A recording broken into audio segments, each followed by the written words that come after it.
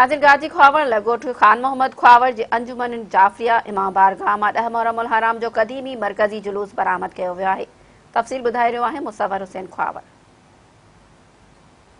जी हाँ, बिल्कुल जीअं त नाने रसूल अकरम सल्लल्लाहु अलैहि वसल्लम जे दीन इस्लाम जी बका ख़ातिर करबला जे मैदान में साथियुनि समेत हज़रत इमाम हुसैन अलैहिस्सलाम जान जो नज़राना ॾेई जेको आहे हज़रत मोहम्मद मुस्तफ़ा सल्लल्लाहु अलैहि वसल्लम ऐं रब अकबर जे दीन खे हिकु अहिड़ी बका बख़्शी जेका सदियनि ताईं जारी आहे। अॼु उन हवाले सां अॼु गाजी खुवाड़ लॻ ॻोठ खान मोहम्मद खुवाड़ जी इमाम बारगाह अंजुमन जाफरिया में मरकज़ी जुलूस बरामद थी चुको आहे, जेको मुक़ररु रवाती रस्तनि खां थींदो अची साॻी इमाम बारगाह ते देरि सां न थींदो। मां तव्हांखे ॿुधाईंदो हलां त जुलूस में सीनाज़नी गुर्ज़नि चाकुअनि ऐं तलवारनि जो मातम बर्पा कयो वियो।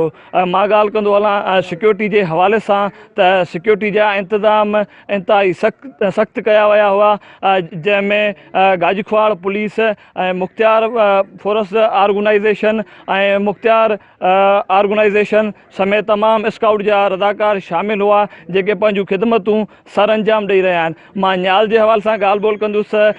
न्याज़ हज़रत इमाम हुसैन अलैहिस्सलाम जेको आहे सो विरायो पियो वञे। जुलूस में शामिल जेके बि आज़ादार आहिनि उन्हनि खे न्याज़ो लंगर खारायो पियो वञे ऐं उन सां गॾु जेको आहे सो सबील इमाम हुसैन अलैहिस्सलाम जो बि एतमाम कयो वियो आहे।